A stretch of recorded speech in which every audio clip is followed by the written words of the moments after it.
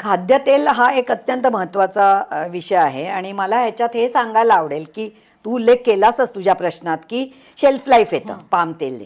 कारण जर मी असं तेल वापरलं की जे पाम तेल नाहीये पण तो प्रोडक्ट जेव्हा तुमच्याकडे पोचला तेव्हा तो किंचित खवट व्हायला लागला, तुम्हाला चवीला नाही लागला, तरी ती जी रासायनिक क्रिया आहे ज्याला आम्ही रॅन्सिडिटी म्हणतो, त्याच्यात जे फॅटी ॲसिड तयार होतात ते आरोग्याला चांगले नाहीत आणि ते आपल्याला रिव्हर्स करता येत नाही. कधी खवट झालेली शेव तुम्ही उलटी चांगली करून पाहिली आहेत का? नाही. आणि त्यामुळे पहिला मुद्दा असा आहे की कोणी काही ते ज्याला आपण हे म्हणायचं ना हायड्रोजनेटेड फॅट, म्हणजे शुद्ध तेल खूप महाग, शुद्ध तूप महाग होतं, अवेलेबल नव्हतं दूध, तर ती तयार झालं तर ते सुद्धा वाईट आहे. किंवा ट्रान्स फॅट, त्याच्यामुळे कळतं की हायड्रोजन डेफिनेटली, पण जर ते तुम्ही पचवलं तर काहीच वाईट नाही आहे. जर तुम्ही एक्सेस खाल्लं तर सगळीच तेलं वाईट आहेत. हा पॉईंट नंबर 1.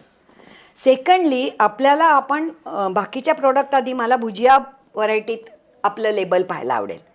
जेव्हा आपण त्याच्यात बघतो की व्हेजिटेबल ऑइल, तर तेव्हा एक पॉसिबिलिटी अशी आहे की त्यांनी पामतेलच वापरलंय आणि त्यांना तसं लिहायचं नाही आहे, कारण एक जनमानसात एक निगेटिव्ह प्रतिमा झालेली आहे. किंवा 3-4 ऑइल्स त्यांना मिळतात जे जे चीप जेव्हा मिळेल ते लिहितात. काही मोठ्या ब्रँड्समध्ये मी पाहिलं त्यांनी लिस्ट दिली 3-4-5 यातलं कुठचंही आम्ही वापरू जे अवेलेबल आहे. आणि काही ठिकाणी माझे असे मोठे ब्रँड्स आहेत की शेंगदाणा तेल आम्ही वापरलंय असं लिहितात. किंवा काही इवन लोणच्यावरती तेल घालणं मॅन्डेटरी आहे, तर विशिष्ट तेल आम्ही इथे घातलंय. म्हणजे असं जेव्हा लिहितात की मस्टर्ड ऑइल घातलंय, तीळ ऑइल घातलंय, तर त्याच्यात काहीच वाईट नाही. पण आता बिस्किट वगैरे करताना आपण मोहरीचं तेल नाही घालू शकत. म्हणजे कित्येकदा जर हायड्रोजनेटेडच्या ऐवजी पाम घालताय तर म्हणजे दगडापेक्षा वीट पाहू सारखं झालं. कारण ह्याचं एक अगेन रूल ऑफ थंब सांगते की आता तिळाचं तेल चांगलं, आपण नेहमी पूर्वी तिळालाच तेल म्हणायचं की तेल म्हणजे तिळ हा शब्द आहे. तिळापासून मिळतं ते तेल, बरोबर.